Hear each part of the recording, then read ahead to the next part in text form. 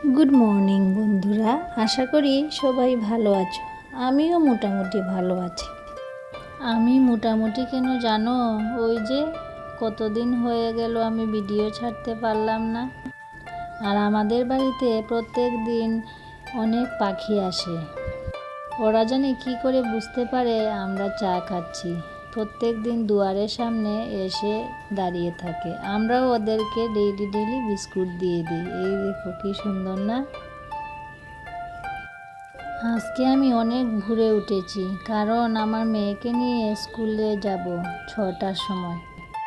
মেয়ে এখনো ঘুমাচ্ছে, ও উঠেনি। ছোট্ট বাচ্চা তো তো তাড়াতাড়ি উঠতে পারে না। তাই আমি ঘরটর ঝাড়ু দিয়ে উঠানটা ঝাড়ু দিয়ে দিলাম। তারপর গিয়ে ওকে উঠিয়ে রেডি করে দেব।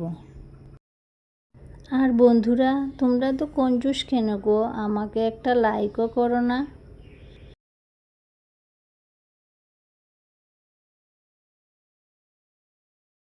তোমাদের লাইক কমেন্ট না পেলে আমার এনার্জিটা কোথায় হারিয়ে যায়।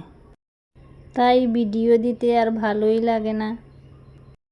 একটা ভিডিও রেডি করতে অনেক পরিশ্রম। যারা ভিডিও বানায় তারাই একমাত্র বুঝবে।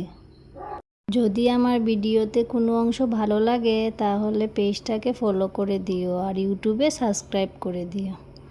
এই যে এখন দেখো মেয়েকে রেডি করে দিচ্ছি। ওর ড্রেসটা এখনো হয়নি, তাই আউট ড্রেসে যাচ্ছে। আর মাত্র 2 দিন হলো স্কুলে যায়। আমি নিয়ে যাই, আমাকে ওর সাথে বসিয়ে রাখে। এই যে আমার এখন আরেকটা ডিউটি বেড়ে গেল। তারপর বিছানাটা গুছিয়ে নেব। এখন মোটামুটি করে গুছাবো, পরে স্কুল থেকে এসে ঠিক করে গুছাবো।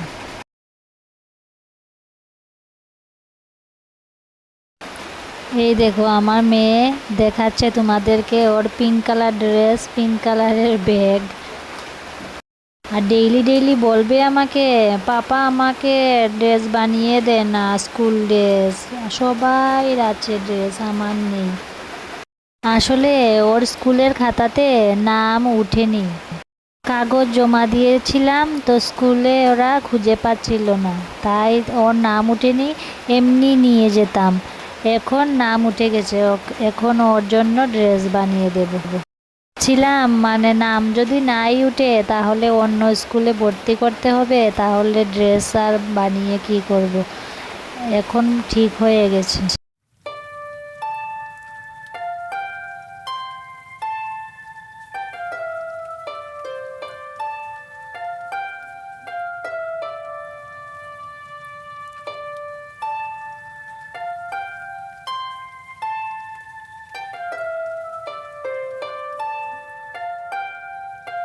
তারপর দেখো বিছানা গুছিয়ে এখন আমি একটু রেডি হয়ে নেব, ওকে নিয়ে স্কুলে যাব।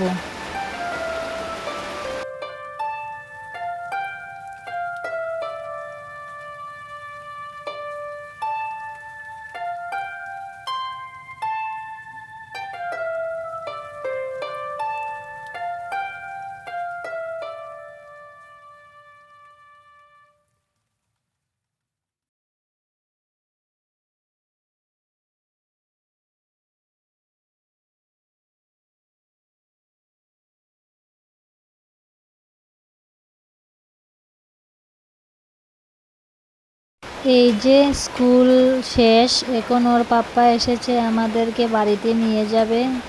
বাড়ি চলে যাচ্ছি।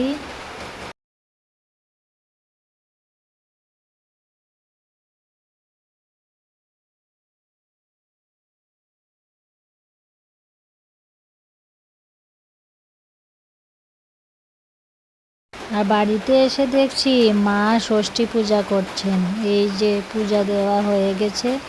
এখন শুনুকে আর শুনুর বড়দাকে ওর জেম্মা ষষ্ঠী কী যেন মাথায় যে দেওয়া হয় এগুলি দেওয়া হবে। ষাট ষাট ষাট বলে। শুনুর ঠাম্মা আমাদেরকেও দিয়েছিলেন, ওটা আর শ্যুট করিনি, শুধু ওদের দুজনকে একটু শ্যুট করেছিলাম। স্কুল থেকে আসার পর শুনুকে স্নান টান করিয়ে দিয়েছি। আর ওর তো ভোরবেলা উঠতে হয় 5:30টার দিকে, 6টা বাজার আগে উঠতে হয়। তাই ওর না বাড়িতে আসার পর আবার 10টা 10:30টার সময় ঘুম এসে যায়।